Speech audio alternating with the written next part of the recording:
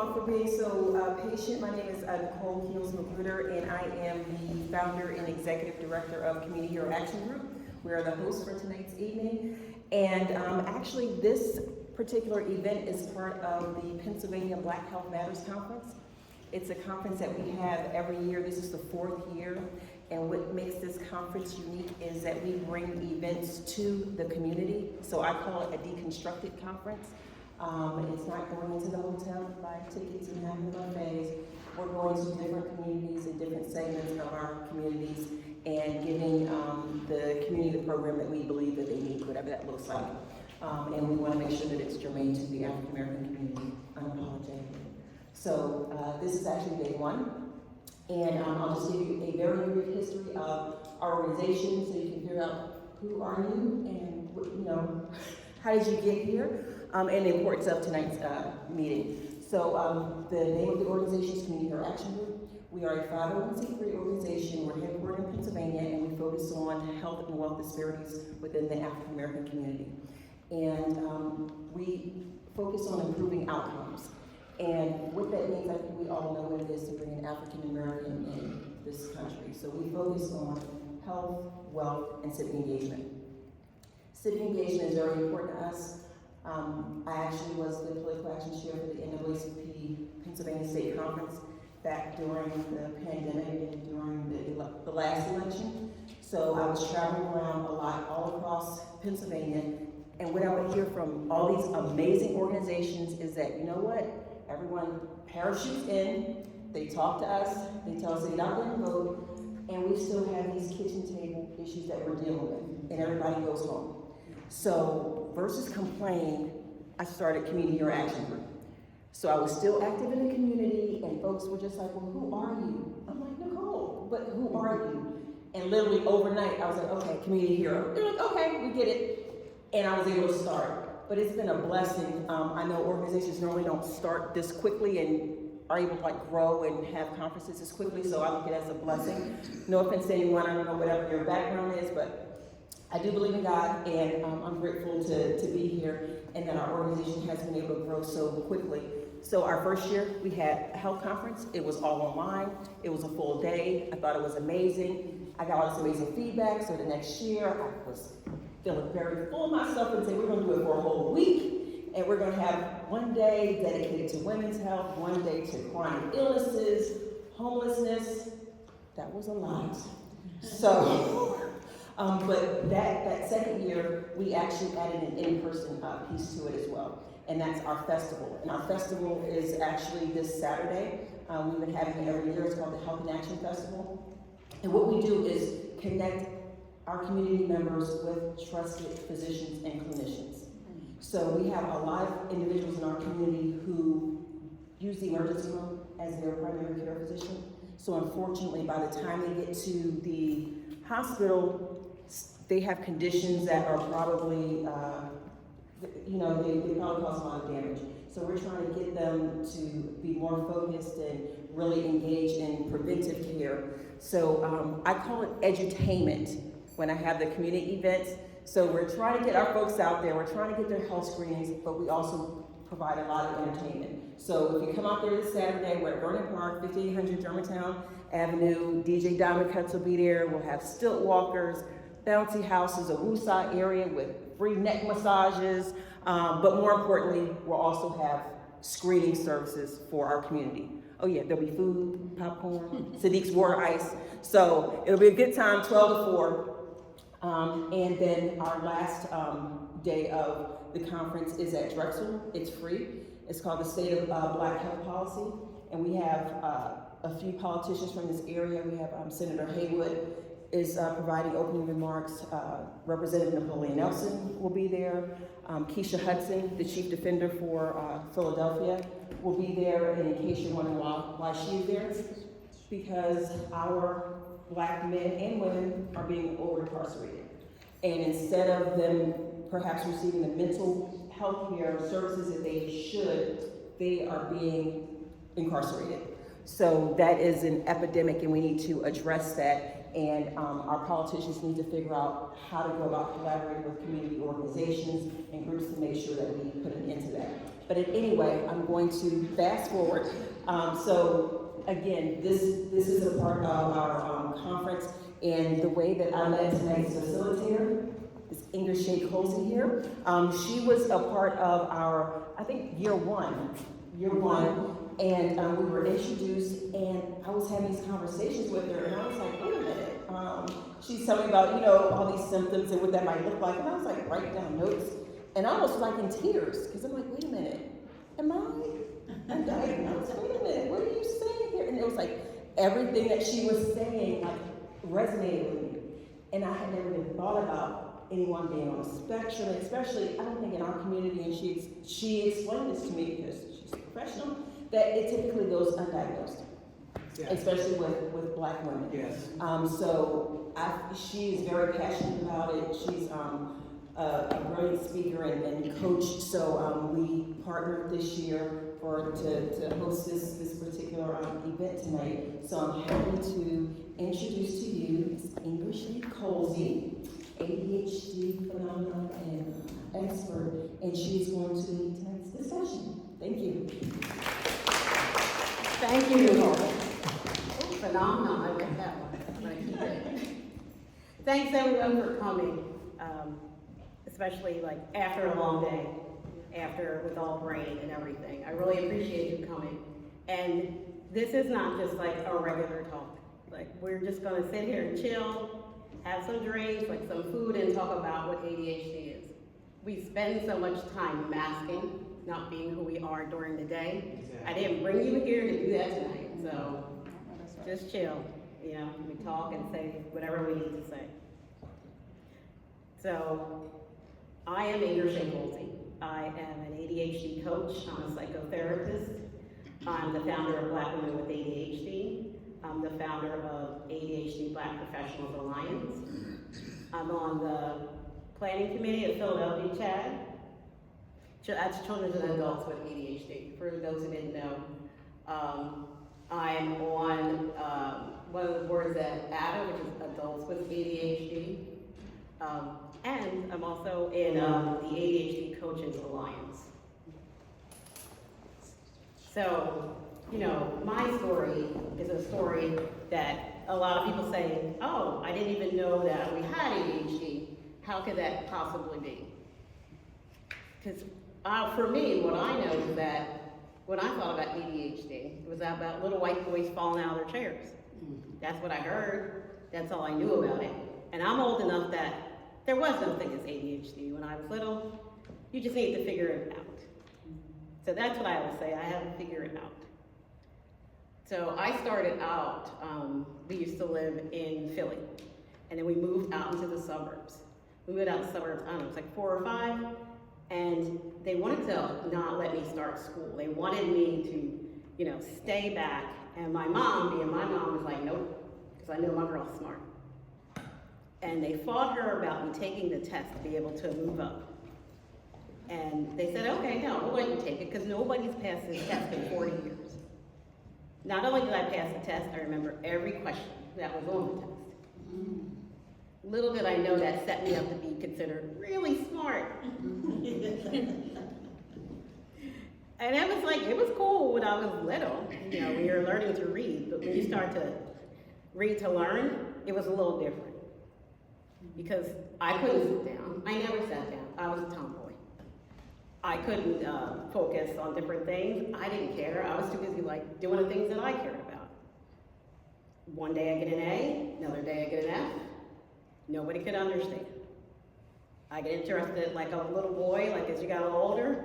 My 7th grade teacher said the reason why I was failing English is not that I couldn't do the work, it's that I spent the whole time turning around looking at Kevin Cook. And so I was like, oh, what do you do about that? Got out of high school, went to Virginia State University, so shout out to the HBCUs, because they took me in with my crazy grades, and they took me in like they do for us, allowing you to start to learn who you are and be who you are. And I had fun living away from home, and I started school early, so I was still 16. How they set me down there when I was 16, I'll never know. And it was like what you would do if you sent like a 13-year-old down there. I was running around doing stuff, having fun, not going to school. Not going to school at all. Very little. I'm also old enough where, you know, before computers were like they were, you used to have cards, you used to go with a little card down into the basement where they put the punch card in. Key punch. Yep. For your draw bag, which is how I ended up staying in school for 8 years of undergrad with no breaks, not taking any time off, but never getting kicked out. Because I was smart enough to figure out that kind of, you know, timeline, but I was not smart enough to go to school. It wasn't until, I don't know, maybe about 6 years in, there was a kid that came from Philly. He was a jerk. He would smooth up to the teachers. He came, and he was graduating, and I was still sitting here. And I was like, I know I'm smart. I'm in classes with you. I know I'm smarter than you, but I'm still here. And that day I was like, you're gonna have to figure this out. He said, I haven't figured it out. That same week, my father finally was like, I think you need to come home, baby. And I was like, no. Because what I knew was that I wasn't gonna go to school here either. And I don't know what was gonna happen. So, because I was his baby, he was like, I'll give you one more semester. Oh, and mind you, I'm old enough that it wasn't $60,000 a pop. So, you know, we're lucky about that. And I was like, all of a sudden I knew what to do. I know I needed to go to class. So I went to class, I could remember things. I know I needed to find the smartest person in the room and study with the test. We studied together, somehow that seemed to help me. I know I need to make friends with the teacher, to act like I cared, whether I did or didn't. And as I started to do those things, things got better, except for one class. This one class, we used to have to wear a white, like overcoat to the class. I've now taken this class about 4 times. The 4th time I come in and, you know, I got like wrinkled jeans and t-shirt, because God forbid all my clothes would be like folded in a drawer. They were on the bed and I threw something on as usual. And I come in without the white coat. The teacher was like, come here, like in front of the class. And we left the class and we went all the way to her office and she said, what are you doing? What are you doing? And I was like, what do you mean, what am I doing? She was like, I got mine, you got to get yours. She was like, I know you're smart, you've been in my class all the time. She's like, what are you doing? Why won't you just do the things that I'm asking you to do? It's not that hard. And I love that lady to this day because she hated me. She did not like me. She didn't have to do that for me. But I got that somebody who didn't like me, who pulled me aside to be like, what are you doing? That maybe I need to just put the coat on and show up every day and show up on time, which is something I've never been able to really master. But I figured that out. And I got out of school. Thank God. But then we're on to the work world. I'm old enough where they told you to get a job, corporate job, sit at a desk, push your papers back and forth, 25 years and get your whole watch. I can't sit down. I can't follow instructions like that all the time. I need sometimes for somebody to speak the instructions or to take them piece by piece. But I didn't know that. All I knew is that every job I got fired. I either got fired or I had to quit before I got fired. And my parents again were like, what's happening here? Because my siblings, my sister is like really like high achieving the things that she does. My brother is always really quiet. And then like 10 years later, here I come. And they were just really confused. And so was I. So I said, I lived a life of confusion. Some days things were great because I could always get a job, talk to people, like get the job. 9 months in, I'm always getting fired. What is happening? I didn't know. This happened for years and years and years, till I met this boy who I barely knew. It was like, do you want to get married? And I was like, you've got this real fancy car, and you make all this money? Absolutely. I just met you. Like, we literally had just met maybe 6 months prior. When I told people I was going to get married, they were like, to who? But he didn't live here. He lived in Texas. And my parents had already paid for 8 years of school. And I had decided, well, I have to do something, people said, go to law school. You can always use your JD. I love the helpful advice that people give that makes no sense. So I knew I'd have to pay for it. And then I decided, okay, I'll do that. The girl who did my nails was like, girl, you go to beauty school. Because you can like make your own hours, you can do all that and go to law school. And I was like, that sounds good. So I enrolled in beauty school and I loved it. So I broke my engagement, didn't go to law school, even though I had all of the different, I would order the LSATs. And you used to get them like in the mail, and I had 20 of them. I was just like, you're not gonna pass the test. But this thing here at the salon is great. We solve problems, we move around, there's all different people, I get to be creative. I didn't know that that was managing my ADHD. I had that job at the salon all the way until the pandemic. Even though I was doing this, I had that job all those years. And they say people with ADHD can't keep a job. Excuse me. And people always ask me, how did you do that? And it's like, when you're doing something you like, excuse me, or something that's interesting, like for me, people are interesting, you can do all kinds of things. And for many years, people were like, so you have a degree and you work here? And I was like, yeah, why? It's like, because I want to. And so many times, like, we don't stand up for ourselves. We listen to just what people have said. All the different advice I got that I told you earlier, I had enough of that. So I was just gonna do what I wanted to do, or what was working for me. But then I got bored one day. About like 10 years in, I was like, oh, I'm bored. You know, ADHD, sometimes we get bored. When we get bored, like we're out. But I decided I need another degree. What do I do here that I like, that I can take into something else? And it was like, oh, why don't you go to school and become a therapist? Okay. I had to write the best essay why there ever had seemed to get in, because I had the worst grades. Now there's somebody who can't sit, can't down, hasn't been a great writer, but they said it's the best essay at that point they had ever written. That's why they brought me in and allowed me to at least take a class.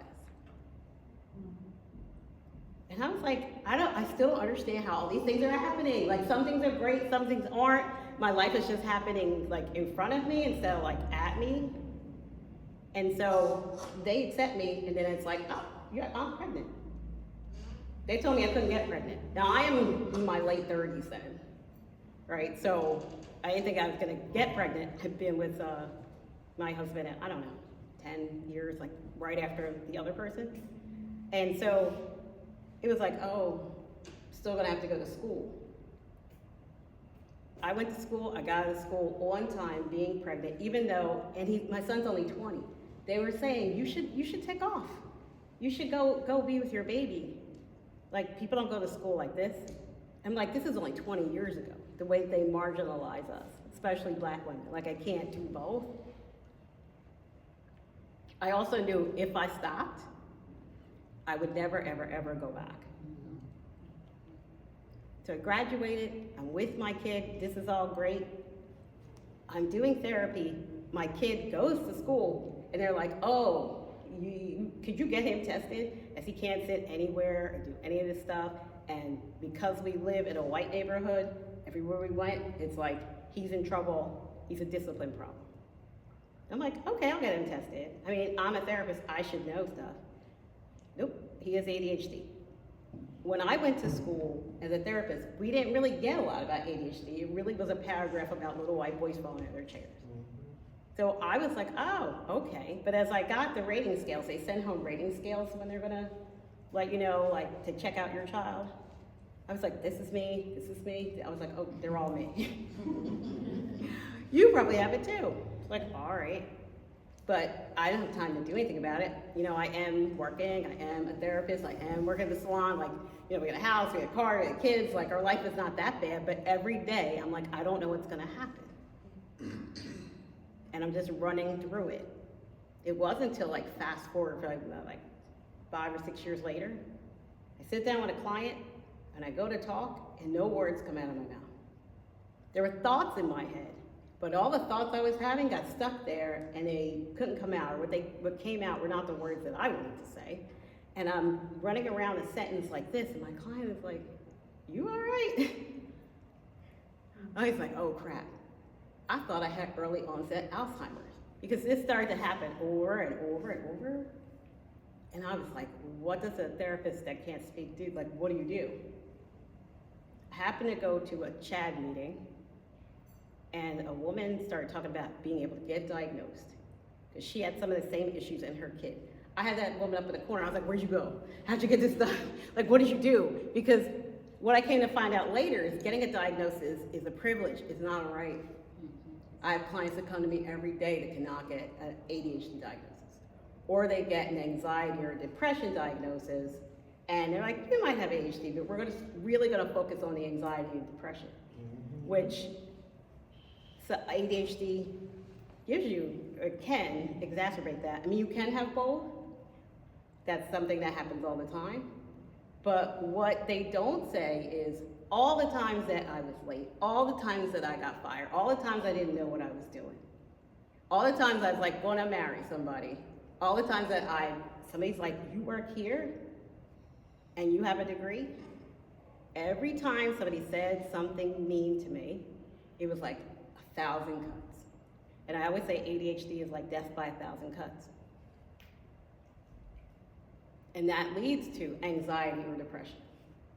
And running late all the time, making excuses all the time, trying to pretend like everything is okay all the time, leads to anxiety and depression. But they don't ever tell you that. So I was like, okay, I have it. I don't know what I'm gonna do about it. But it was easy to at least go get some medication after I got diagnosed. And that helped a little bit with the words. Then the next year, so I guess that's 2019, the International ADHD Conference was here in Philadelphia.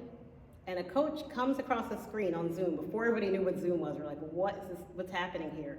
And said they wanted to do a coaching engagement with somebody, like to do about 8 of them. So in the middle of the coaching engagement, we'll do it at the conference in front of people. I was like, great, free coaching? I didn't even know they had ADHD coaching. I didn't know it was a thing. But it's free, and I was like, if you can help me like do my notes and turn them in on time, which always was an issue, I was like, it's well worth it. We start coaching, it's great. We go to the conference. I have trouble with time. I have trouble with like figuring out like how to get out of my house to get somewhere sometimes on time, especially on a moving vehicle. I have to take the train from Ardmore into the city. I wrote down 10 different times that I could get on the latest time. Where am I supposed to park? I asked people. I did like all these things to be ready. I knew where my clothes were, like all the stuff. The very last train's coming, I drive up there. You can't park where they said you can park. And I'm like, oh my God, I'm gonna miss this thing. This guy and I have been working on this for weeks, and now I'm gonna miss it. Like, oh my God. Do I drive downtown, try to find somewhere to park? That is usually very overwhelming for me. Figure out where I'm gonna go in the Marriott, get there, figure where they are. That's always overwhelming to me. I happened to call home, and I hadn't told my husband even what I was doing. I called home, I was like, oh my goodness. He was like, just, can you go to Dunkin' Donuts and bring me coffee, and I'll take you down there. Like, he needed some coffee to deal with me. But I was like so grateful. I get down there, I find the place, I find the guy, we sit down, and it's in a room full of about 100 middle-aged white ladies. Mm-hmm. So I'm like, okay, whatever, we're gonna coach. We started coaching, and it was kind of like a movie where it felt like everybody receded. And when we started to coach at that time, all of a sudden I got a breakthrough, because it's like, yes, barely got there in time, and I had forgotten my brother's birthday like a couple days before, and I was feeling some type of way about it. And as we coached through it, I realized that I could be human and do these things, because it felt like I'm just trying to be superhuman at all times, especially in this space. And that when you have ADHD, you sometimes are late, and other people are late too. So I would have thought I was accepting my ADHD. Of course I am, I'm a therapist, but really I wasn't.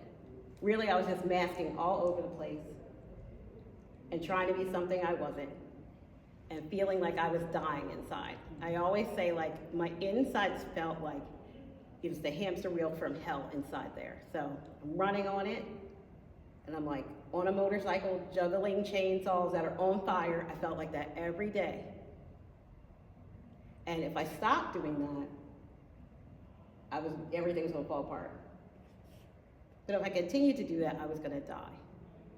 So to have that revelation in Philly, where there's so many black people, and then I go to the conference and I stay at the conference, it was 4 days, like, I don't know, 10, 12 breakout rooms a day. There's no black people there.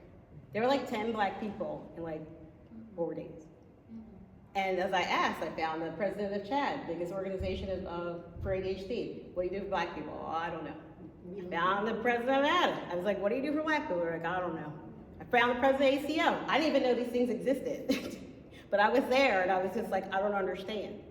But I was sitting at a table with all the black people up there, because you know, we find our own table and we sit in it. And as we talked about it, I was like, I don't know why I'm asking white people to do stuff for us. That's just dumb on my part. We have to do it ourselves. And that's when I decided to start the ADHD Black Professionals Alliance.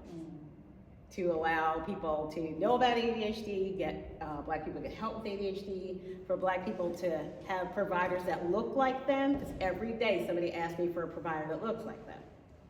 And they're all over the country. So I know we're around, but for us to be able to come together and have a spot where that can happen, and also to be able to have the scholarships to have some black ADHD coaches.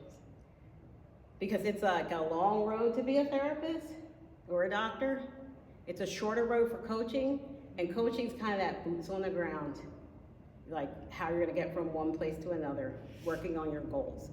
And it's a good place to start with ADHD, and also it's an entry point, I feel, for black people. Because a lot of black people aren't going to therapy. They're like, I don't need that, I'm not doing that. But people can be open to coaching, because they've heard about it. And when you're a good coach, you could say, hey, when I see all these things that are coming up that a coach isn't gonna handle, because coaches don't work with all the pathology of it, it's a shorter road over to therapy if you need that. But it's a way for you to be able to live your life in a way where you no longer feel like, I got the hamster wheel from hell. I don't feel that way anymore. I mean, I was like coming through this door, like right before we came. It's not that I didn't care. It's just that it no longer tears me up inside. Because if it was tearing me up inside, I wouldn't be able to be here and talk to y'all. And it's far more important for me to talk to y'all about this than for me to feel bad about something that really didn't happen or hurt anybody, and I'm human, right? Because that's what happens with our ADHD. It's not necessarily the parts where you can't focus so much, or you're running late, or you can't organize, or you can't prioritize. It's the way that the perceptions of that other people give you, but the perceptions you give yourself, the expectations we put on ourselves as black women, it's ridiculous. The expectations that the world does for us, and I feel like it's killing us. Every time that you feel bad, every time that you're running around and all that knot in your stomach, you have anxiety, your blood pressure is raised. I swear, I think that that's where a lot of the different health issues come, because there's so many people that I talk to. So I've talked a whole lot. But I would like for you guys to be able to talk. So first, I'm actually going to invite my friend Angela up here. Angela is the president of Philadelphia CHAD.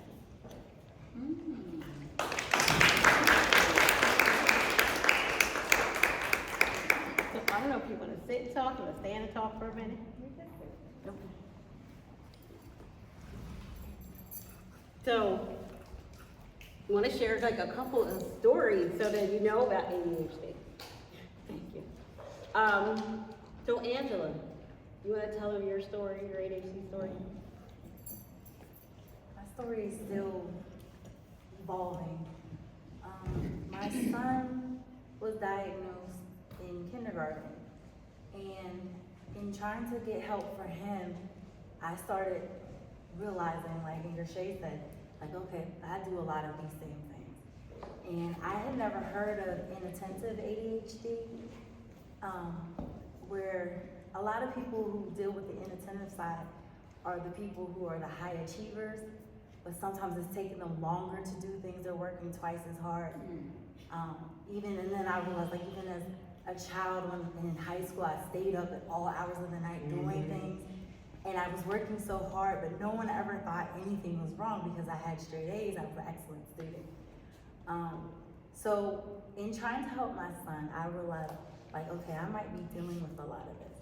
So it took me a long time, and I'm glad, as a part of Chad, I met Anger Shay through Chad. I came to Chad and trying to help my son and trying to get more information.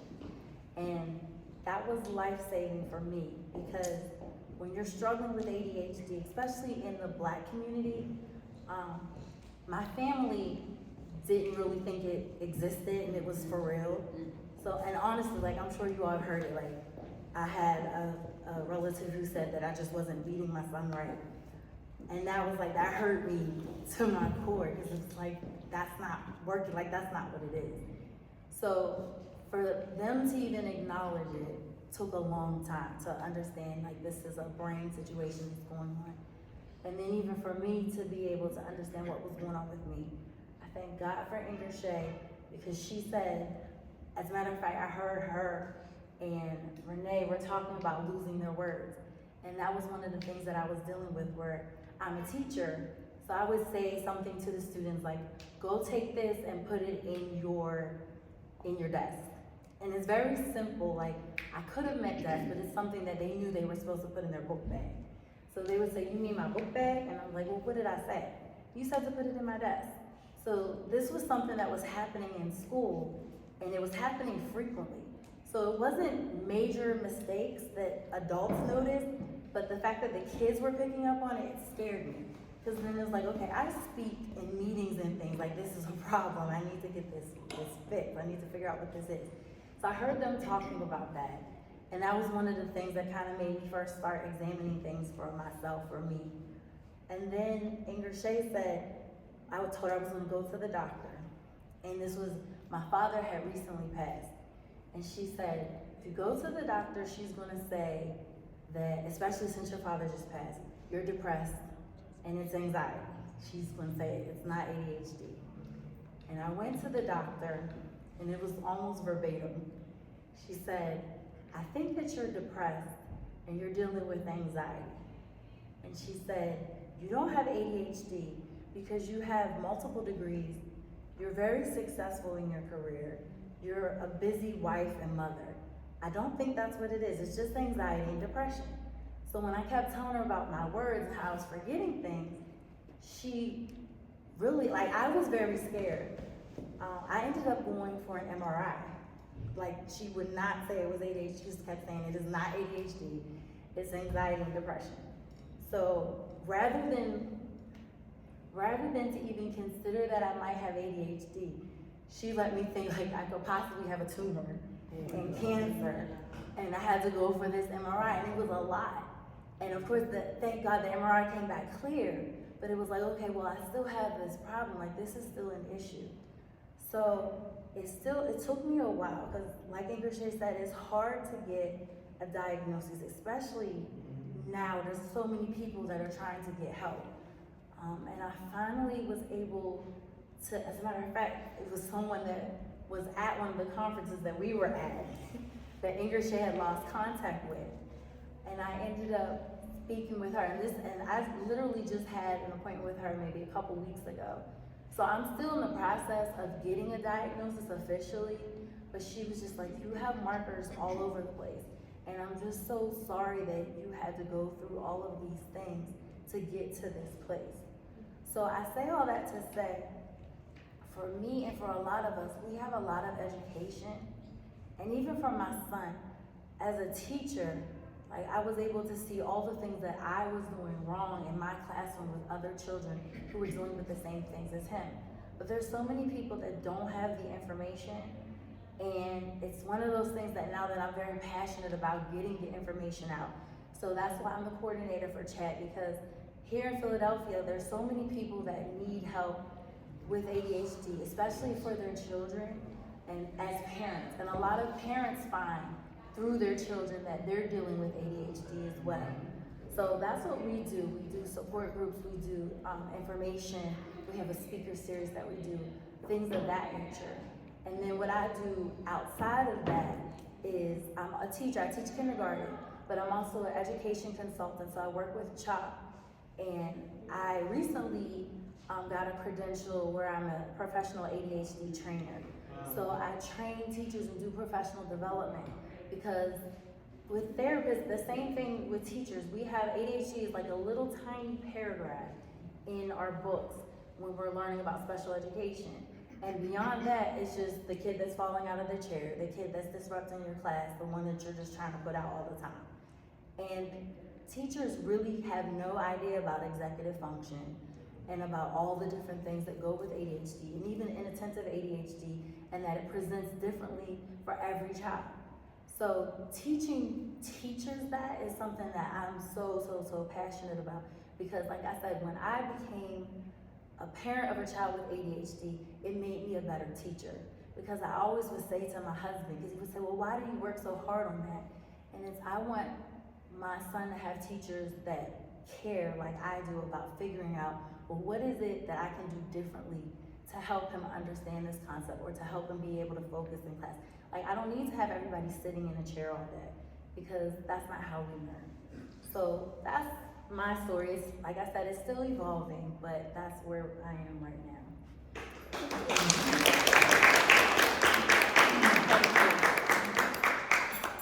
So, for people, like, if you think you have ADHD, if you don't, take a second and think of like one word that describes your ADHD or your feelings about ADHD. Just like take a second. Think of one word. Like I said, for me, the word is confused. Always just so confused. I'm so happy to just not be confused anymore. So, I don't know if y'all want to talk about migraines, just want to like speak up, because again, we're just like here chilling.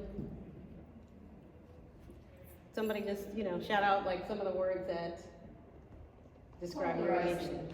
Polarizing? Shameful. Shameful. Exhausting. Yeah. Frantic. You said erect. And what'd you say? Frantic. Frantic.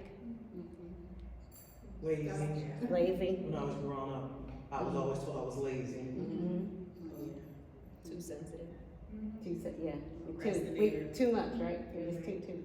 Procrastinator. Yup. Overwhelmed.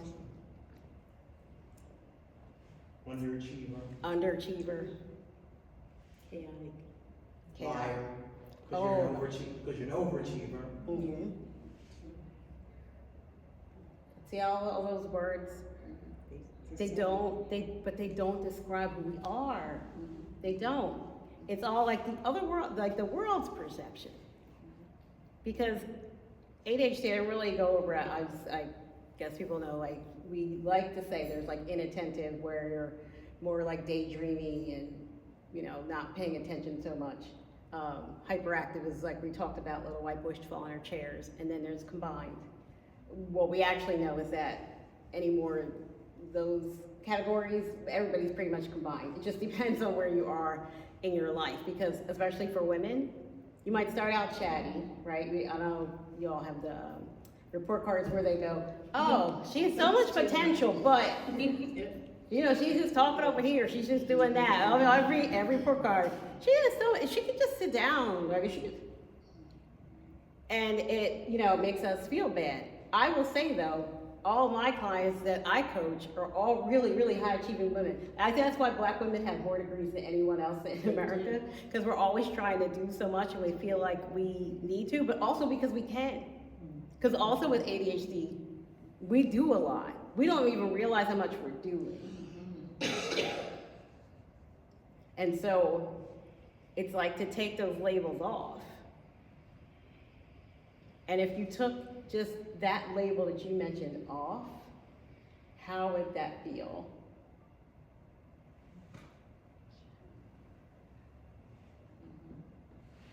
So I also want to know, like, you talked about these words about a word about your ADHD. Who wants to share another short, I know I was long, but I also know ADHD, that's what happens, we talk a lot. But just like, I don't know, few words a minute, like about an ADHD, like an ADHD experience that you have.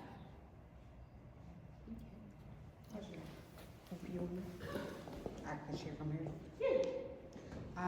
Unless you want to come up here. Not really. Okay. But I'm sorry because now I'm like, I may have some of my friends here. But, so I was diagnosed, actually, I'm also a psychotherapist, right? So I've been a clinical. Yeah, tell them who you are. Oh, hi everybody. My name is Tasneem Sulum and everybody calls me Taz. And I'm a psychotherapist, always have been really high achieving in school as far as, but what you just said just clicked for me, like where I was like, the reason why I didn't really recognize it also is because I was a straight A student. But when I think about the levels of what I go through for high achievingness, I pretty much work like 12, 13 hours a day. And sometimes I'm just like a whole hour or two has passed and I'm like, what the hell did I just do? Like sometimes I'm just sitting there and I'm like, when you were saying the words, one of the words I want to describe is squirrel. But I was diagnosed when I was pregnant, or no, right before I got pregnant. My daughter's 13 now, and I'm pretty positive that she has it as well. But I was seeing a therapist, and she was a white therapist, and at the time, and I would, when I was just listening to your stories about diagnosing, she was actually trying to tell me that it was ADHD, and I was on some like, excuse me, I work with people like that. No, it's not. But she was, she started to have that conversation with me about medication. She gave me this book, You're Not Lazy, Crazy. Oh, Crazy Stupid, yes. Yeah. That's a great book. Yes. She's a great lady. That really Yeah. helped me. And it took me a long time to agree to take medications because there was something, I don't know why, like us and the black community, there's this shame around medication. And so, but at the time I had the job, I was like a behavior specialist, and I would, in order to get paid, I had to do the paperwork. Yes. So I'm Girl, that's what I was talking about. Yes, or as a therapist notes, I'm extremely like high achieving, so it's combined with like this really high ambition, and I'm a visionary and high achieving. And on one hand, do I think of every single detail that needs to be done, but the getting it done, I'm not good at. But I can think, I run a team, and this needs to be done. My mind works so rapidly, I forget what I'm going to say all the time. So now it's making me anxious about public speaking, which is something I enjoy doing and I feel called to do. But because in the middle of my speaking, I'll forget my point. And I was like, oh wait, how do I get back to that point? But at the time when I agreed to take the medication, in order to get paid, I would have to do the paperwork, and that's how I got paid. And I mean, I just watched it build up. I mean, to the point where I was just like, I'm just not getting paid. At the time I was married, and I would like put Sundays aside to do my paperwork. I would like almost do any other thing except the paperwork. To sit down and focus on the paperwork, I'd be like, I'm gonna clean the cabinets. I'm gonna organize the cabinets. And I'm a disorganized person, but all of a sudden I have work to do, and I wanna organize something in the house. When normally, I can't organize. I'm so disorganized, late all the time.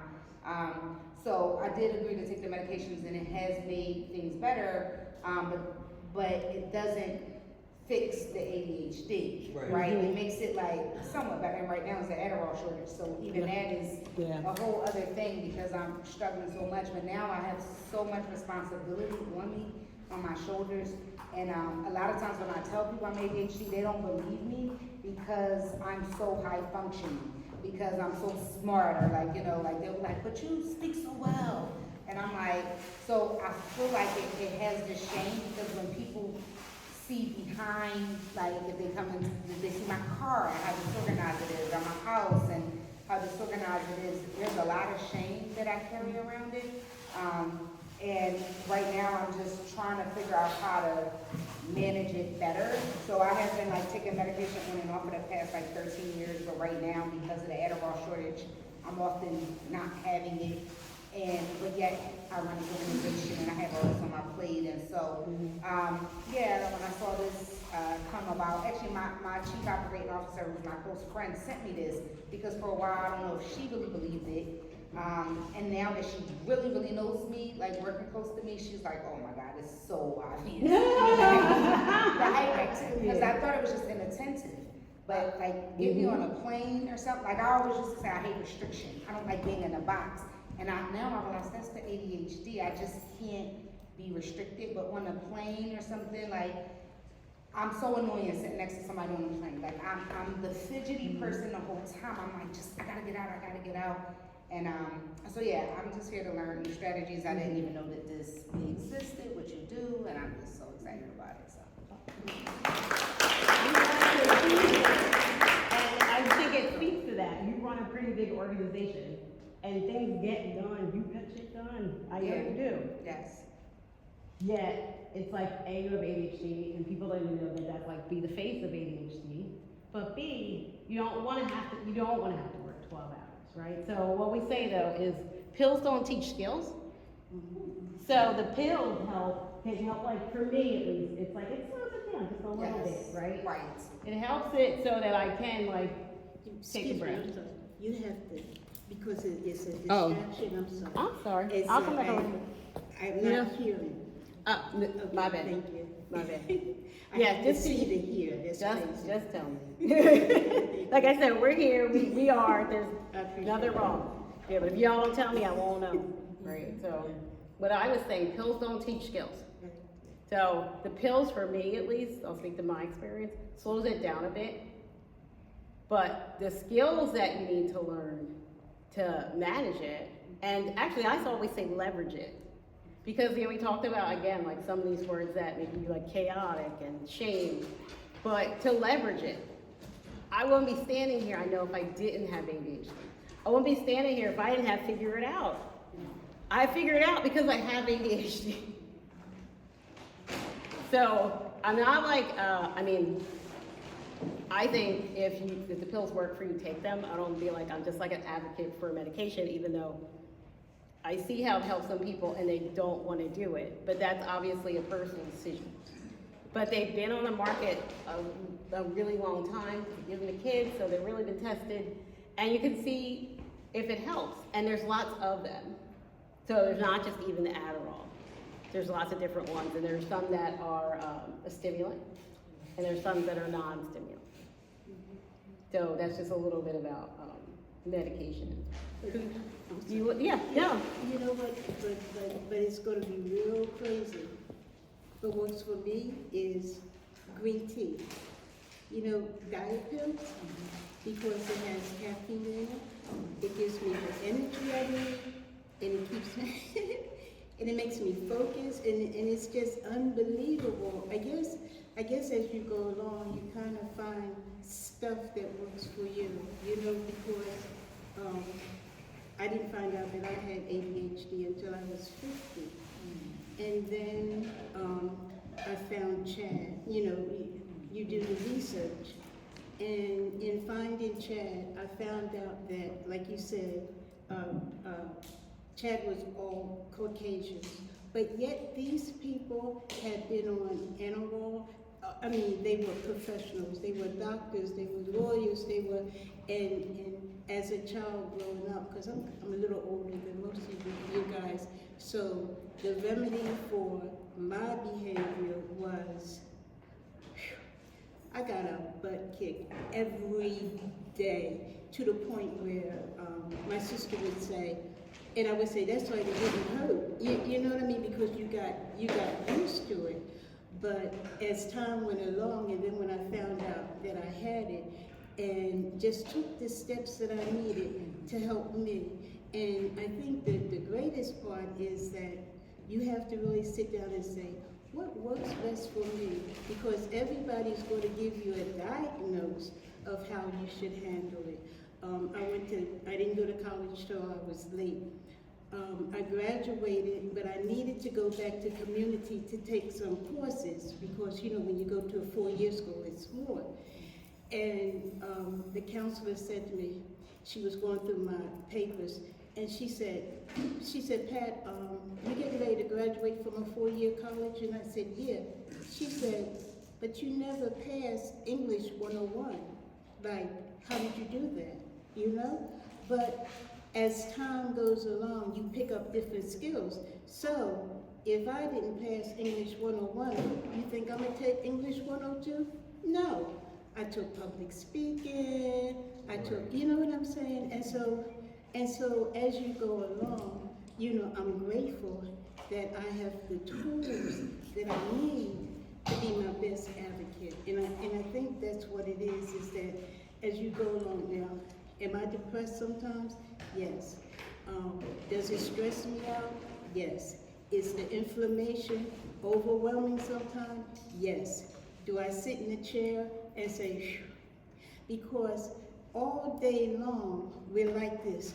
We have to perform at the greatest performance. And then when you come home at night, you're exhausted. Exactly. You know what I mean? Yes. You're like, I sit in that chair, and sometimes I sit in the chair from the time I come in the door till the time I go to bed. Did I eat? No, because I am exhausted.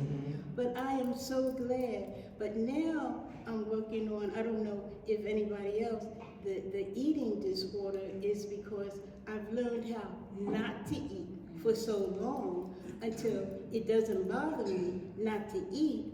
But physically, at this age, I know that I need protein, I need vegetables, I need vitamins, you know what I'm saying, in order to keep my body going. Yeah. So this is what I'm working on now, is how to eat.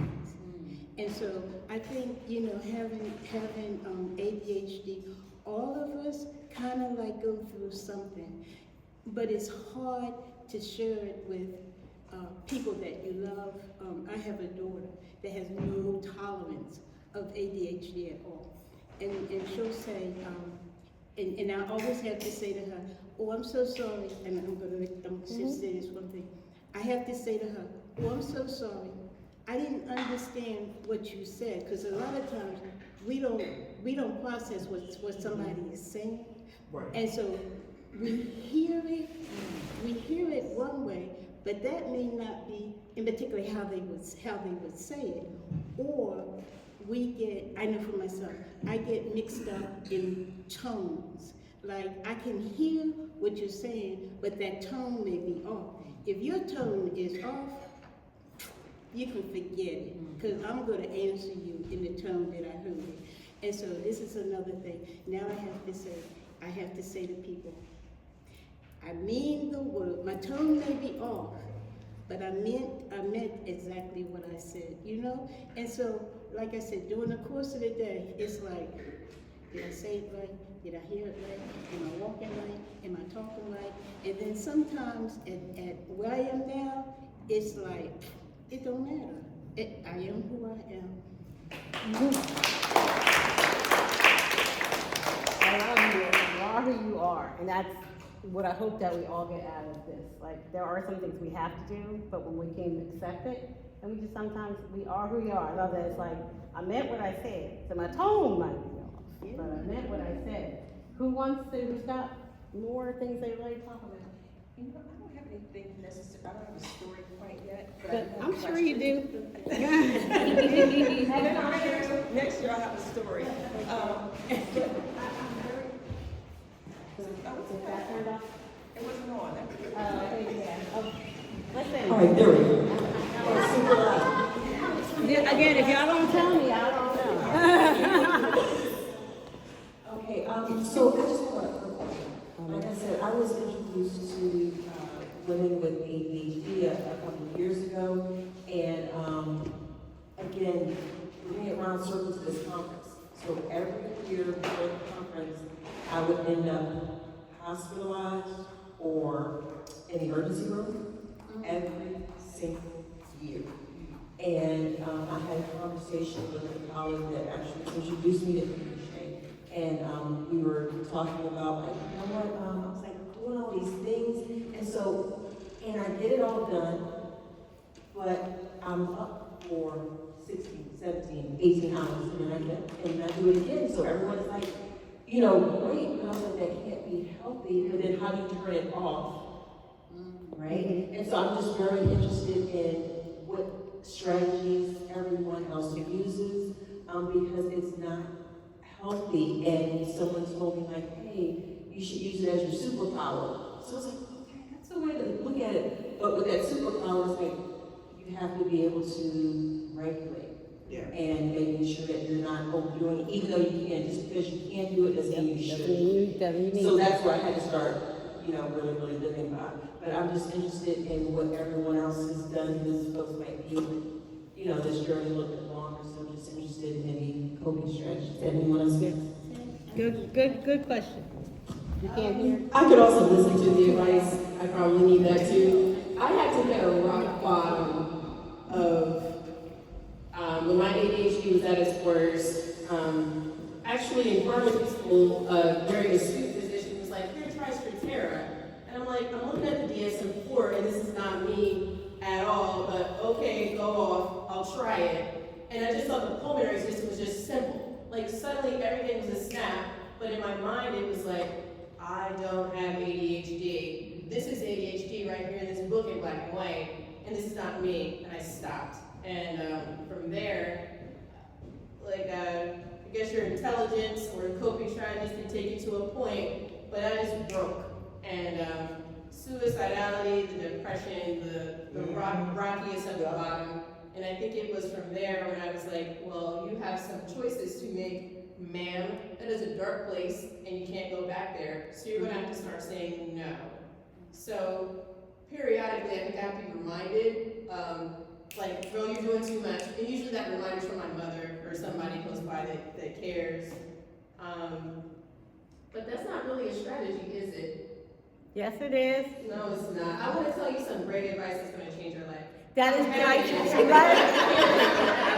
All right, I feel you, and this is my tribe, and I'm so happy to hear all of your stories. All right, I would agree. Yeah. You doing too much is a strategy that I give to all of my clients. Because they're all black women, they're all doing too much. They're all doing too much. We don't know how to say no. We have a gene, I have a yes gene. If somebody asks you, you say yes, right? Right? When you plead, yes, yes. It's also a part of our ADHD. And some of you say yes, and then we go, oh, we haven't looked at a calendar, we don't know where we're gonna put it in there, we don't know how, but we're gonna make it happen, because that's what we do too. Yeah, it's so true. Learning to say, No. and so, like, I wanna say that thing where they go, no is like a sentence, it's like, no, let's come up with something you can say, oh, I really think, let me check my calendar. Like, just to start with that, let me check my calendar. Because if you're not getting all your stuff done already, it's like, where are you putting it on your calendar? Oh, let me get back to you for a second. A lot of times they find someone else to do it. They just ask you because they know you're gonna do it. If you said yes and you didn't mean it, to come back and say, oh, you know what, I thought I could, but I can't. But tell early, don't try to do it all, and then at the end you run in like, I can't get it done, or you're bending over backwards, or you wonder why the stuff you want to do doesn't get done. So, I disagree. You doing too much is a strategy. And before you get to too much, you know, you ask Nicole, it's like our nervous systems. Our nervous systems speak first. So when I was having that feeling like the hamster wheel, which is the anxiety, my nervous system would come. I would know when different things would happen. When every day the school called, every day of my son's illustrious school career, they would call. I get this feeling in my stomach as soon as I would see it. What I learned is that is just a feeling. And what I need to do when I feel that is to try to calm my nervous system down. Because, you know, the impulsiveness or, you know, just the rumination that can come. So instead, taking that feeling instead of having it run in my life, it was like that, oh, that's a signal. That means I need to look at what's going on. I do need to look and see if I'm eating. Have I slept? Have I drank water? Have I talked to a friend? Have I taken a break? Have I been outside? Have I done anything? And so using that body, that part of your body where you feel something as a signal is another way to know when to stop. And then to like have clock, because we don't have one around here. I got a word and we're almost done here. Because without a clock, I'd be here all day talking about it, especially in the dark. But setting yourself up for ways that work for you. So I know it's getting late, but I do want to hear some coping strategies too. Who else has coping strategies? Quick question. Sure. I have a question. I don't even like, I'm loud. Go ahead. So, has anybody else ever been told, wow, you're either 0 or 100 miles an hour? You're never in the middle. Raise your Has hand. anyone ever heard, I just wanna know if anyone else gets here too. Yeah, because I hear that all the time. The duality of ADHD is a thing. Exactly, yeah. It's a thing. That's why when they say like, You are my people. You are my people. Come down here. Yes. like that book said, you're not lazy, crazy, or stupid. There's nothing wrong with you. ADHD is a part of your brain wire. Our brains is wired differently than more people than not, but I will say, here comes the pandemic. And all of a sudden, everybody has ADHD, right? Pandemic and TikTok, right? So I started really this big journey about it in 2019, right before, and it was just so interesting to see how, for a lot of us with ADHD, having a second to breathe, people kind of like, I don't even know what to do with this, but they could get some things together. But all these other people who thought they didn't have ADHD, some of them do, some of them don't, but they thought they did because the different things that kept you going, the different things that allowed you to know where you were supposed to be, what you're supposed to do.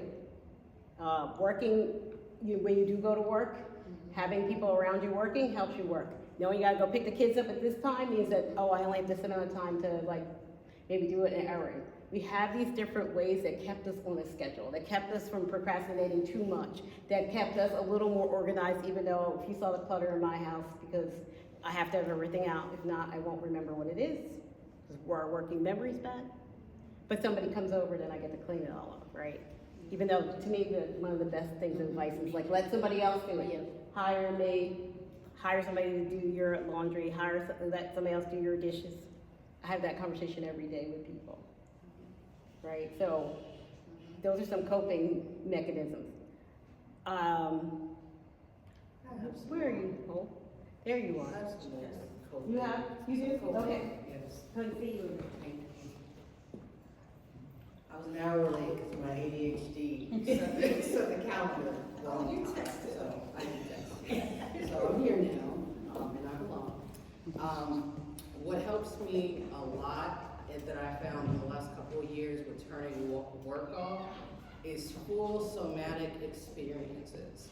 Things like, and this is super bougie, but a hot tub, immersing yourself in a hot bath, essential oils, something that literally takes me physically out of the work state and into another state has been really helpful with just creating some boundaries where I'm not just spinning about work.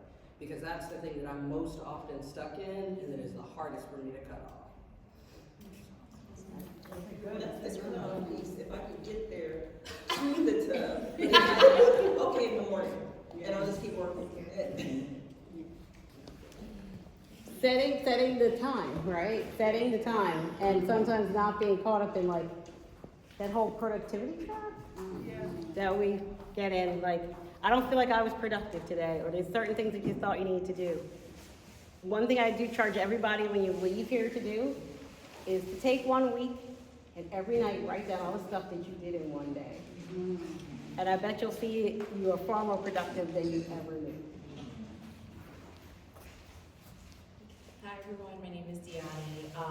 So I came here today because a friend told me about you guys, your organization, and I was like, I would love to come. And I've been newly diagnosed within the past year, but unknowingly was diagnosed and no one told me a year before that. So they were medicating me without me also knowing what I was being medicated for. But it wasn't working. It was not sleeping. I thought it was for anxiety. I wasn't sure what was going on. So no one told me anything. And the journey went through. And I kept trying to figure out a lot of what was going on with me. And during the pandemic is when I kind of figured it out because it was my third time trying to take the MCAT. And I'm still here today with another exam set date. Still trying to navigate this ADHD. Still don't know how I'm gonna get there, but I know somehow I will, and I truly believe that God, as long as I trust Him, He will take me there to that space and place. I truly believe that a lot more minorities need to become physicians.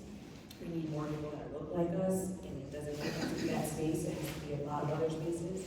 have a lot of other people that always come up to me and ask me, how did you do this? How did you figure it out? How do you accept it? And it just takes a lot of time. And it takes a lot of us teaching others and our family members and our friends how to help us. Along the journey, a lot of techniques that I had to pick up was telling my family and friends how to like support me.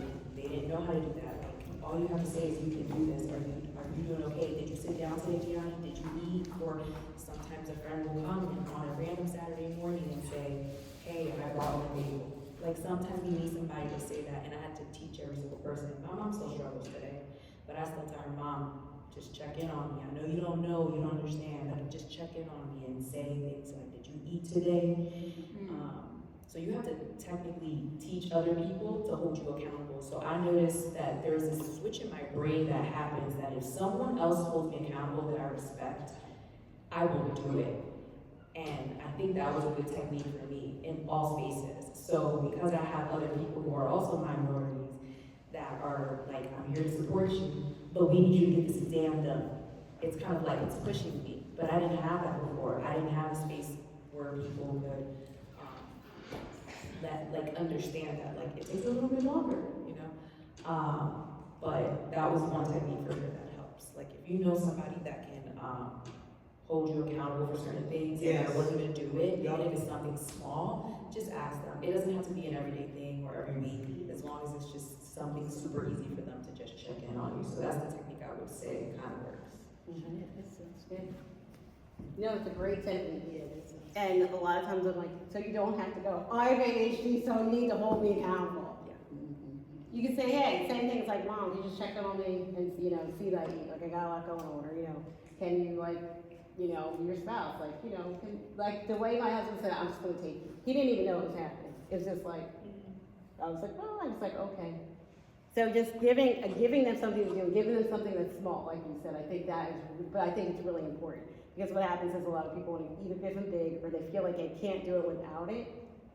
And then it ends up not working. So I think, I love that you have the space to do that. And Took a long time. you can But I have know. and please, become a physician. We need. I have another question. I don't even like I to know, loud. I heard. So I'm Sheila again. What's your name? Sheila. Hey, Sheila. Hey, how you doing? I'm Thanks for good. doing this tonight. Listen, I appreciate it. love this. This is what I do. Thank you. So here's my question.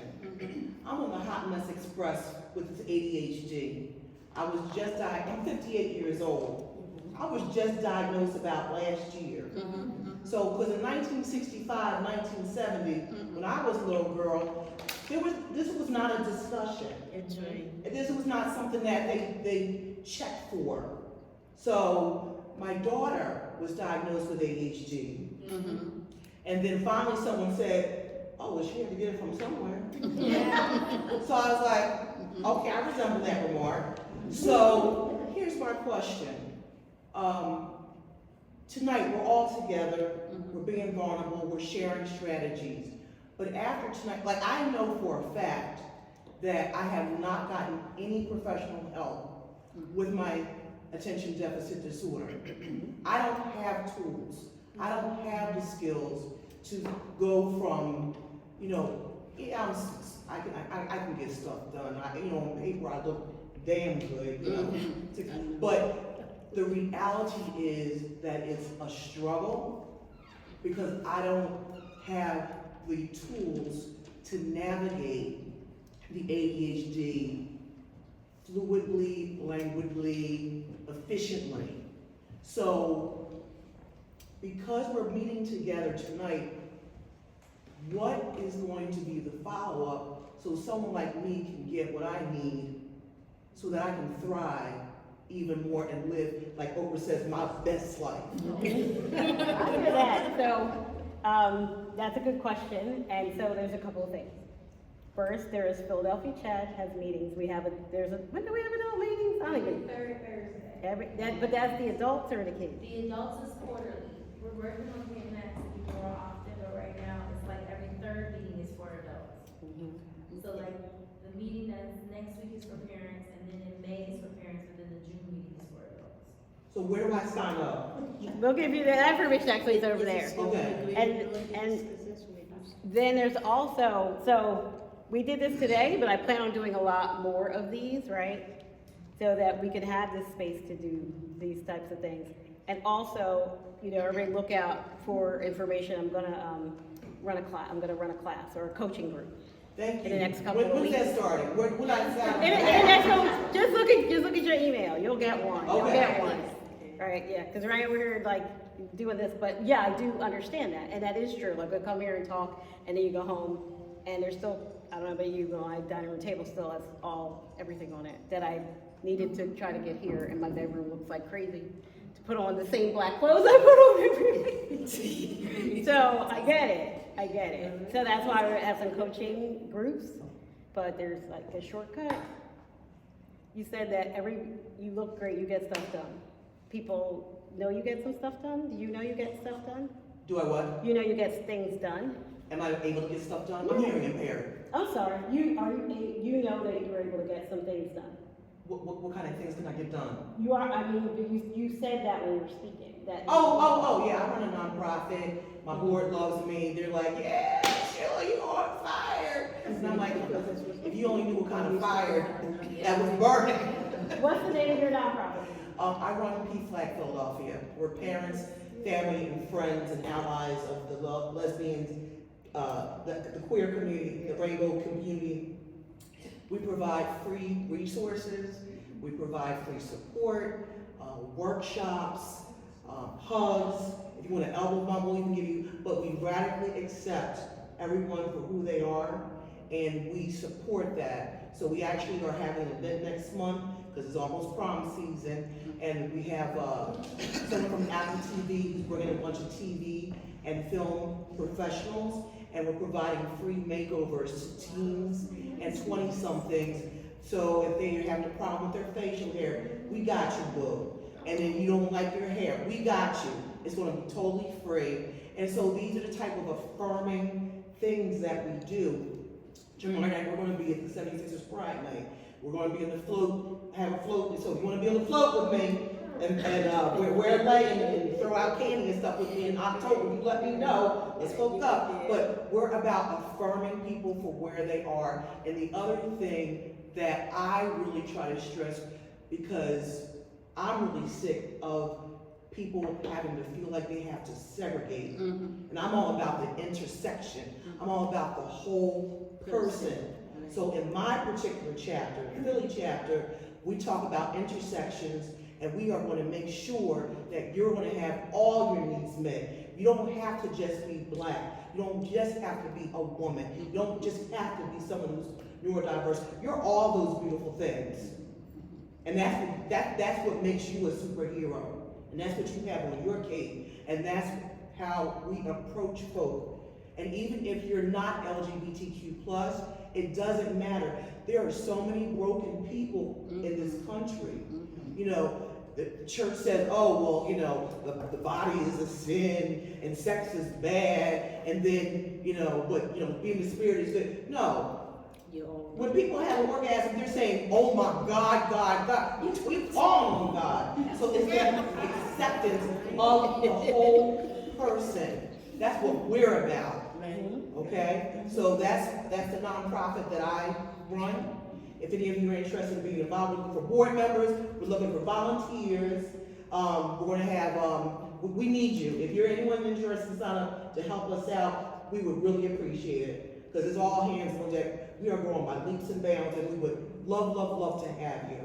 Love to. So that's the nonprofit that I run. So, yes. Your question though was like, well, you know, I don't get much done. I don't want to do anything. I'm on a hot mess express. I don't know what y'all heard. That was not a hot mess express. That was a passion express doing this, that, and the other. Getting y'all ready to do it. And getting all that done in that like 2 or 3 minutes. Yes. The one thing you talked about though, that I really, you talked about acceptance, and then radical acceptance. Yes.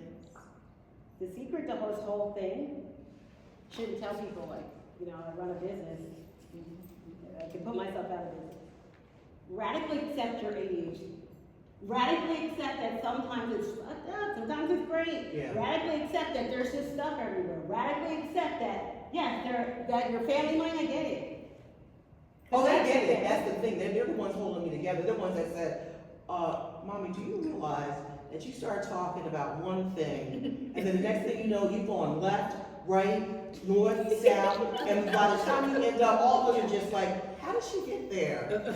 So they know, and they also know that I'm a workaholic, and I get tunnel vision. I don't know if you're like that, but you get like that tunnel vision. So they'll come in and they'll say, when's the last time you went to the bathroom? When's the last time you got something to drink? When's the last time you had something? When's the last time you went outside and walked the dogs? And got some friends. But matter of fact, when's the last time you had a shower? But exactly, right? So I know it sounds like it feels kind of crazy, and it feels like it should be a linear path. It's not. But it's never for It's us. not. And what happens is we have this great passion for a lot of things that we're doing, which is your ADHD. Yeah. And when you can lean in on that and do the parts that come in with ease, or the parts that, you know, you're passionate about, and you get people to, you know, you eat, you sleep, you drink, and there's the smallest amount of maybe executive functioning things. Like for me, emails, I hate, like it took me 3 hours to write Let's emails. not talk about emails. So then, guess what? I got an assistant to write my emails, and now we all have ChatGPT. But, because it takes me 3 hours to write emails. I can't explain it to anybody, but it is true. Yeah. So instead of me spending my time doing that and feeling bad about it, let's let somebody else do it, they don't have to know it's not me. And let me say and do the things that I do well. And that allows me also not to do as much. There you go. That allows me not to do as much. Yeah. Thank you. You're welcome. Thank you, though. I can be loud like Sheila if necessary. Hi, I'm Anila. I was diagnosed, well, first I was diagnosed with anxiety about 4 or 5 years ago.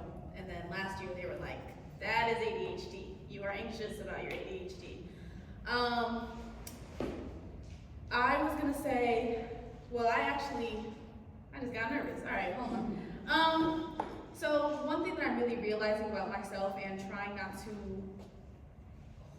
hold as a moral failing is that I am not a researcher. I am not gonna get on the computer and look up this group, or, you know, how do you do this, or read that entire Wikipedia page. I might answer an email, it will take me an hour, but like, when you were saying, I'm working a new job every 9 months, like that is a constant frustration that I am always trying to overcome, and always trying not to feel like a failure, or I'm not doing enough work.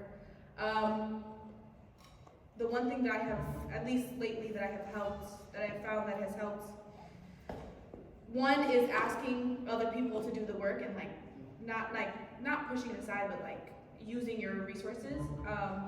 And then also body doubling really helps for me. So sometimes just having someone sit next to me and talk through, because I'm not a researcher, but I will have a conversation about something. So if I can get somebody to do that research and then we have that conversation, or sit next to me as we go through it, or an audio book so that I don't actually have to sit and read that thing, that can be super helpful. I guess my question is, as I'm continuing on this journey of like, at this point I'm trying to launch my own business, and that is fun. As someone who like, okay, that means I now have to wear all these extra hats. Outside of, maybe the answer is that ADHD coaching, but like outside of those quarterly meetings, is there a space where we can regularly talk to someone about finding systems that work for you so you can stay consistent, whatever that means for people with ADHD? So that's what I do. I'm an ADHD coach and I'm a therapist. That's what I do. I do one-on-one sessions. I do groups, virtually. And I'm gonna have something in person. Now we're back outside, so, because I stopped doing all that during the pandemic. So, but there are coaches that are online, like, obviously I think I'm the best, but there are lots of them, and there are other ones, if it matters to you, that are Black, women, but there's lots of different coaches, and some coaches that are you know, you can see in person. But if you work with somebody who says they work with ADHD, because you can just go on your psychology today and click that button, doesn't mean you have any training. And so a lot of you can say you're a coach about anything, and there's nothing, at least if you're a therapist, you have to, you know, go to school and get certified. So make sure, ask questions about it. What do you know about ADHD? How many people have you treated with ADHD? Have them start to tell you some things about ADHD. Because the thing about being a therapist or like other professionals, if you don't understand it, they just get it wrong. Like a lot of these things, they mix together, so it's not so easy, not like putting them down, but they're not always able to work with you. Like sometimes I'll work with, like, say, why don't you just get a planner? It's my favorite one. Let's just get a planner, you know.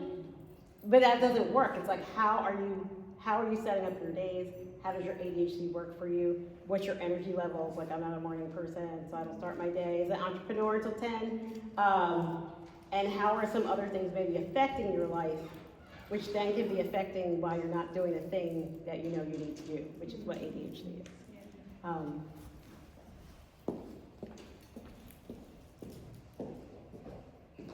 Yes, I was just wondering if you could give us an example of a session, like what do you do in terms of coaching, like what's a coaching session look like? A coaching session. So everybody's ADHD is a little bit different. So we have a through line that runs through, as you can see, like talking in here. But everybody's ADHD is a little bit different. And the things that might work for me might not work for you. So what happens in this session is that we begin to talk.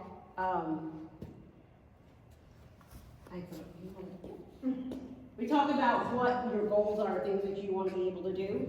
And so what I always say is that, like, when we're coaching is a partnership, which is a little bit different than therapy. So we partner in the things that you want to do. You know about your life, I know about ADHD. So imagine you're on one side, and your goals are on the other side. Here we are, right, partnering together. And we're going to make a rope bridge across over to your goals. And you know, we're going across a chasm, that chasm is your ADHD. So as you're doing the things and you're trying to start a business and you're like, I don't know why I can't seem to get the emails out. It'll come up and it'll be like, oh, there's your ADHD. Let's see how that's affecting you. And as we go through it, then we can come up with some strategies, solutions, to be able to like get something done. And then what we also know is that when we get bored a little bit, that might not work anymore. So then we'll come up with another one. But when you start doing that, and you start seeing how your brain works, your particular brain works, and how your ADHD affects it, and when you can accept that and have some self-compassion, and then do the tools and strategies. The tools and strategies come last. That's what people don't understand. They just want you to be like, fix it. And you don't need to be fixed. We just need to figure some things out. So that's why I love everybody sharing some things, try it, see how it works for you. Thank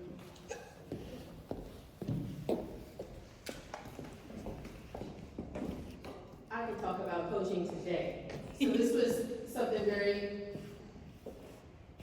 it always seems small, and it always seems like it's so simple, just fix it, just do it. It'll only take a minute. The thing I had a block about was taking the Christmas lights off the porch. It's just a row home, it's just a single strand of lights. But like the front of my house felt like there's like 6 identical homes in a row, all of which have beautiful flowers and the changeover with the seasons. And it was kind of like, but you bought this house and you're the single mom on the block and you're the black person on the block, and why are your Christmas lights still up? And the 7-year-old asks you, Miss Erica, why do you have Christmas lights up? But it's Valentine's Day. And it's like, I don't have a good answer for you. And the big pile of flowers out front that are all dead. And what it meant to me, because of the shame of not being able to just water the damn flowers. For my mom, it's just like, why can't you just water the flowers? It only takes a minute. It's just once a week. Like, why can't you just water the flowers? And the freedom that it brought to realize that I'm not a failure, I'm not a fuck up, I'm not lazy, You're not representing the entire Black race in single motherhoodness by being the one house with dead flowers in the front. So call for help. My friend came over, we took down the lights.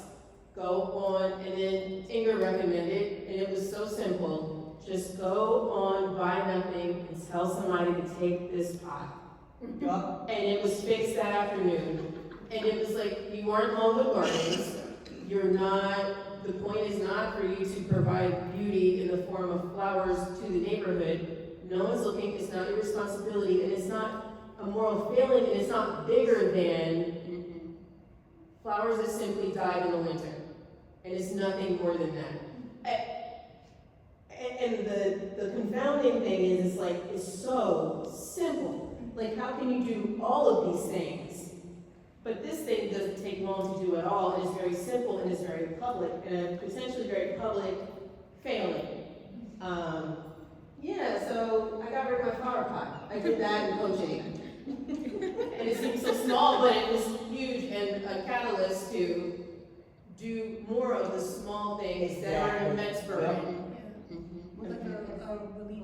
Oh, Buy Nothing is on Facebook, and you can be like, just get it out of here. Do you want this? And people will get it in like an hour. It's incredible. Exactly.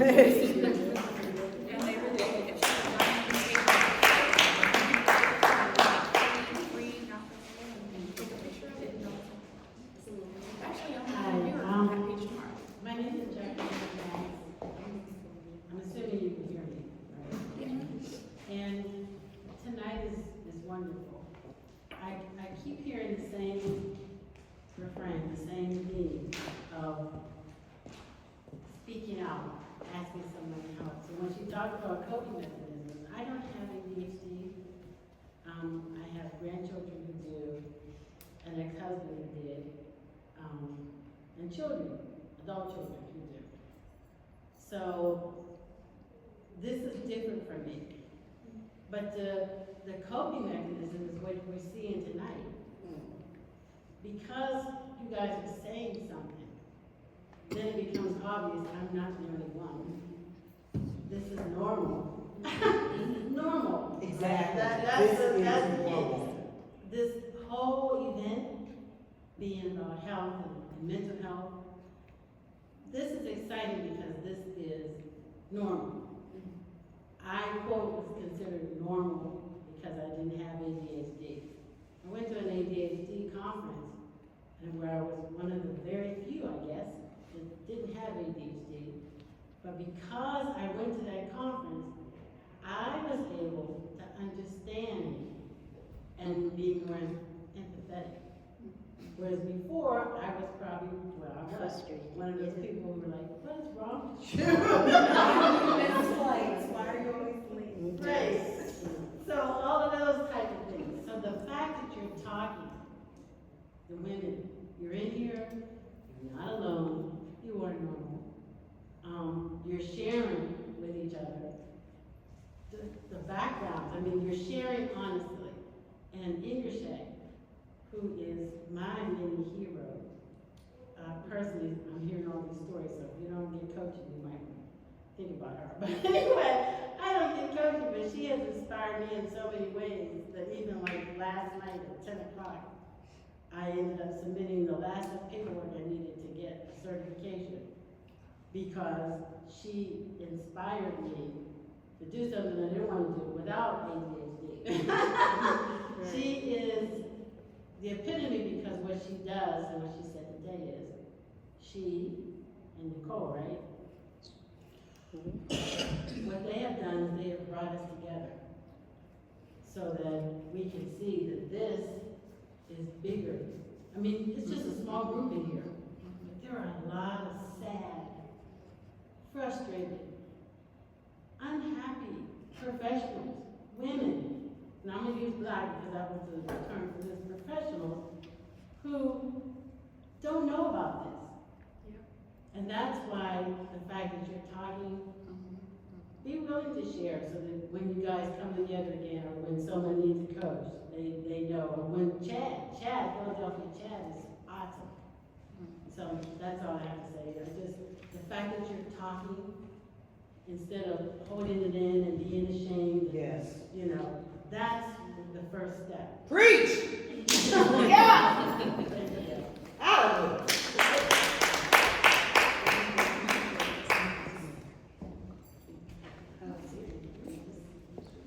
I was reminded that I have a Facebook group. Because I also have this is my lovely friend and assistant, Martisha. Right? Hi! And she supports me with my ADHD, right? When I forget that I have a group, when I forget what I'm supposed to say, when I need to have an email written, or when it's just like, did you remember whatever, you know? And that's good. She comes through without me even having to say. She'll just come through and do the thing. And I sit with her once a week, Mondays, and we talk through what I need to do. Because the only way for me to organize it in my brain is to speak it through. If it's just on paper, the way my ADHD runs, it would never ever get done. But when I start to talk about it, it starts to kind of organize, like I can see it. And so I pay for that. It's the best money I've ever spent. Because it saves me that time, money, it saves me that energy, and then it allows me to do this. If I have to do all that without her, then I'd be sitting down there. I might be here, but I'd be like, yeah, what's up? You know, so do the things that are helpful to you. If you find something that's working, do it. Do it.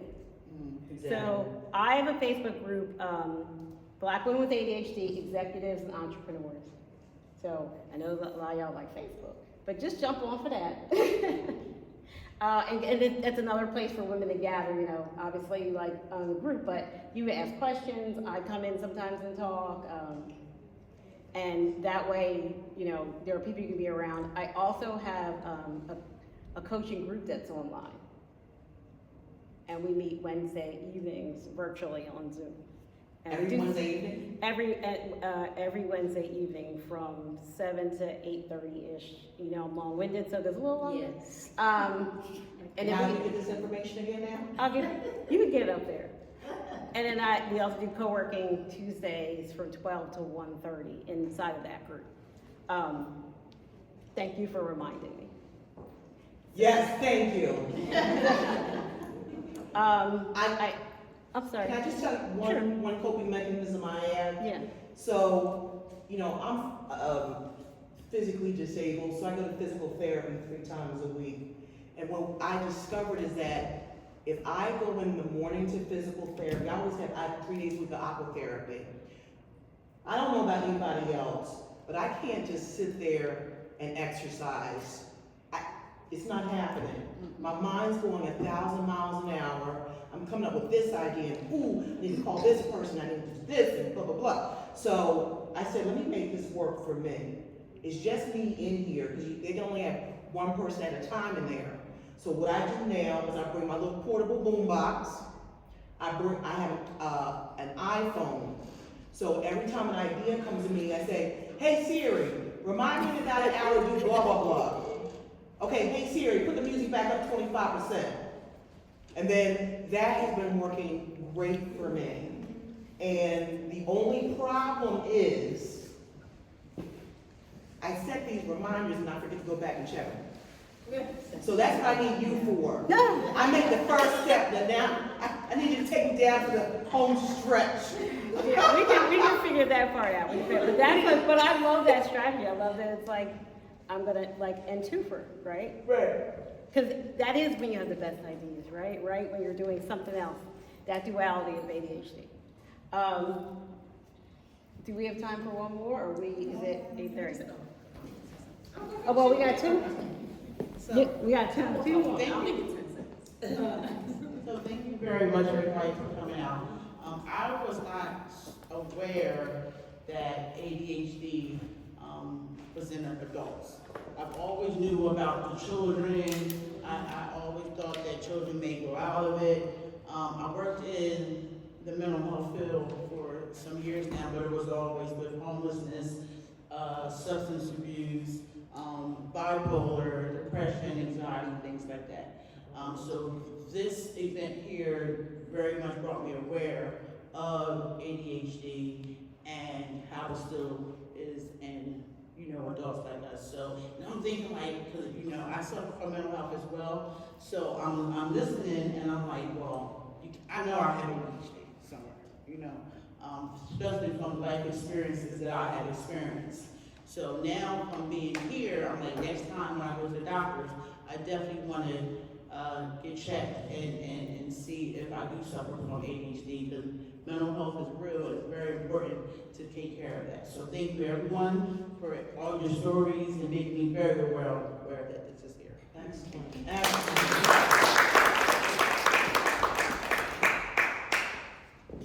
Thank you. So, let's see, my experience with ADHD, well, first of all, I know when my son, I had a rough third grade year, he's 17 now, about to be 18 in 2 weeks.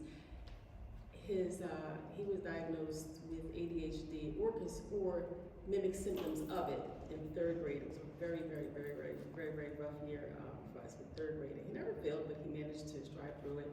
We did try medication management, never any psychotherapy, but medication management didn't really work. My family was really, really against it at the time, so I guess essentially he quote unquote grew out of it. He never failed a grade and he managed, so that's my personal experience. I've also felt that my parents always told me stories about, I'm one of 6 girls, sisters, and I was always the active one. Always one given a little extra trouble, and I always got the stories. My father would tell you 100 stories. All of my aunts and uncles tell you 100 stories about how I was like you were always the problem child. You was always the problem child, but I managed to persevere and I was never on medication because they were, old school. They definitely would not have done that with me at the time. With that being said, currently my occupation is I'm a psychiatric nurse practitioner. Okay. And what I have experienced, and this experience here is very eye-opening because I prescribe medications for ADHD. Do I prescribe it to, and I serve a varied population. I do have children that kids that I prescribe ADHD meds to. What I did learn about this particular event was that, when I encounter African American women or any women of color, ADHD is often, I'll be very honest with you, it's not usually the topic that is brought up to me. It's usually you get, a timeline of how we came to this point, why did you seek, why are you seeking mental health treatment? And, when you get the symptoms and the storyline, there's a lot of things that are going on. For me, what I've learned to understand is that, or come to experience is that, I'm one of those people that unfortunately that will be quick to say, well, maybe it's depression, maybe it's an adjustment disorder, maybe it's a mood disorder, maybe it is anxiety, I'm one of those people, so I'm not usually, even if I do a screening on you or, a screening, I'm not one of those people that would say, oh, yeah, you have ADHD or attention deficit. I always tell patients when I first meet them, like, anxiety, bipolar disorder, schizophrenia, all those things kind of mimic one another, unfortunately. So for me to, maybe meet an educated Black woman, or I'm not quick to think or make my final diagnosis, oh, this patient must be on, have an attention deficit disorder. Let me prescribe them a medication for attention deficit. Usually my first start is maybe, okay, it's depression or what it is, I'm just saying one thing, if not anything, I was able to understand that maybe there's more African American, there's more Black women that are addressing this than not. I mean, usually when patients come to me, that's not their complaint. And, especially with African American women, usually typically not. So that's my experience. Thank you. Thank you. I think that's huge. Yes. So the thing is, that's like when I was talking to Angela, the way you present, if somebody comes in, like you said, she had a relative that died, you say, I'm upset my relative died. Right, I can't get to school on time. I can't, I'm having some kids with my kids. I can't remember anything. The first thing you're not gonna say is ADHD. But when you could go back a little bit, and the way that ADHD rolls, it's like you've got to go all the way back and be like, oh, well, why can't you? You're upset because you couldn't get out of the house. Why? Oh, you haven't been able to get out of your house in 50 years. So that's why I'm upset. And so the National Academies of Sciences, I went last year and they finally had a workshop on ADHD and they finally had lived experience. They had never had lived experience at the National Academy of Sciences. It was very interesting. It was very interesting how, because it's science, they just want it to all be level playing field. And the thing we know about this is it's not level playing field, it's all different for different people. The fact that they don't account for women at all, which we are actually have a petition out to at least put that in the new DSM that's coming out. You know they don't account for black women or people at all. Right. So first I suggest you find that there's a white paper with lived experience people, black people, because the Queen patron saint Evelyn Green made sure that they had lived experience of people of color, because she knew that this was her one shot to kind of get that in there. That's something to look at. Most people get diagnosed from a nurse practitioner, I learned that there, because there aren't enough psychiatrists. So, and you don't get the training. No one ever told you. They made that perfectly clear. Nobody ever told you. So I appreciate you being here, and I appreciate you, like, you know, saying that so people can hear, not just being pissed at the, you know, the clinicians. They mean, you know, they're trying to help you. And people don't know how it appears, right? You feel like I said, it's like, there's nothing wrong with me. I'm just killing myself. So look at it. I don't know, Tara, did you want to get in before we're done? You want to wrap it up? First of all, I'm sorry, I had Zoom meeting. I think the biggest thing is I learned so much, first of all, from Anchor. And I'm really doing the therapy and executive functioning skills. I am really trying to hang on to that. But when we first started talking and I really went back, I remember she doesn't exercise self-control with a report card. She is a social butterfly. It just presents in very different ways. And then in my 40s, it was, oh, I had terrible periods, so I needed a hysterectomy. I thought that was going to cure it. That didn't cure it. Always some mental health issues laced in there in terms of depression. So I think, and here's what I want to say. Black women are supposed to be strong. We're high functioning. We do it all. We carry everybody on our back. So why would you be ADHD? You know what I mean? So it's not necessarily I'm ripping and running in like a kid flying all over the place. My mind's always going. And I wear myself out. And so I've learned a lot of, like I said, skills, techniques. One of the things that I never knew was a great strategy. What is the people that sit there and do stuff with you, Edgar? Body building. Or co-working. Yeah. I'll do it sometimes with my girlfriends. I won't pay for it. I say, girl, stay on the phone and talk with me while I get through this room. But it mentally is exhausting. It's exhausting. So I just kind of wanted to lay that out there as well. And I'm 57. And I have not started having these talks or this awareness until I met Angela 3 years ago. And I think we just met, 2 weeks ago, we finally hugged, we talked. All these people I've never met in person are my friends, and I appreciate all of it. I just want to say those things. So this is extremely helpful. And I love Ingrid's saying pills don't teach skills. The skills are what are more helpful to me. And that's to say nothing against medication, but I need to get a hold of what's going on with me at 57 with hormones and all this other stuff. So.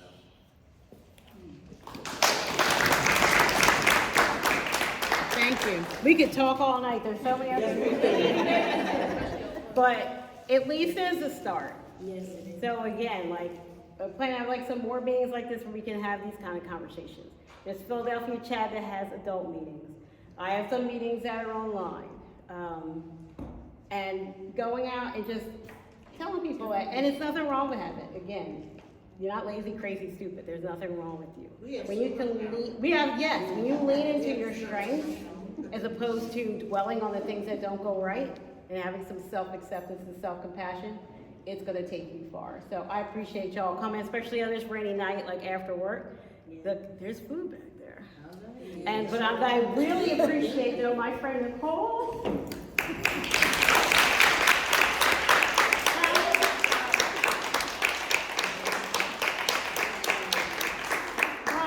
Inviting you all and providing all this, like, Community Action Hero is a hero, and you are a hero, and all that you do, I don't know if you get it, but we appreciate you. Yes. Yes, thank you.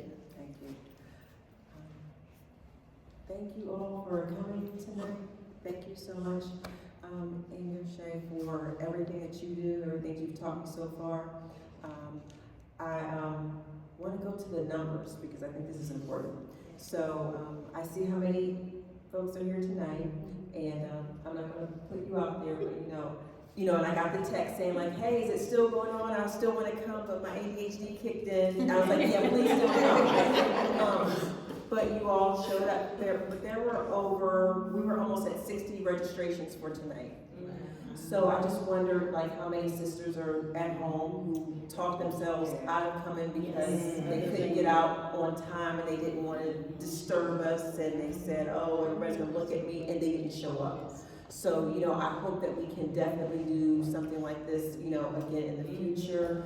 I'm gonna make sure that if you haven't already checked in, be sure that you check in on our sign-in sheet. I'm going to share all the information with English so she can reach out to everyone as well. You can have her contact information. Again, my organization's Community Hero Action Group. We are conveners, and I appreciate you calling me a hero, but Community Hero Action Group is really about the empowerment and education of our community, because I believe that you are all the heroes. There's no one that's coming in to save us at the end of the day. So we are our own heroes in our communities, and we have the knowledge and the expertise and the will to make the change that we need to make happen. So that's what Community Hero Action Group actually embodies, and that's how I came up with the name. So you are the heroes, and I thank you for all that you do, and everything that we do is really inspired by the community. I have conversations with, this is why this happened, because I'm having a conversation with those who are in the space, who understand what does impactful programming look like, what does our community need, and that's where Community Hero Action Group comes in. So if you want to learn more about us, communityheropa.org. We're always looking for volunteers and supports. Please reach out, but be sure to check in because we want to definitely keep in touch with everyone. The food did finally show up. If anyone is, still hungry, please, eat and drink. Well, I shouldn't say drink now because I guess a lot because you're about to get out there on the road. But drink some water, but maybe have a little sip. But thank you again so much for coming out. I appreciate you all. Thank you.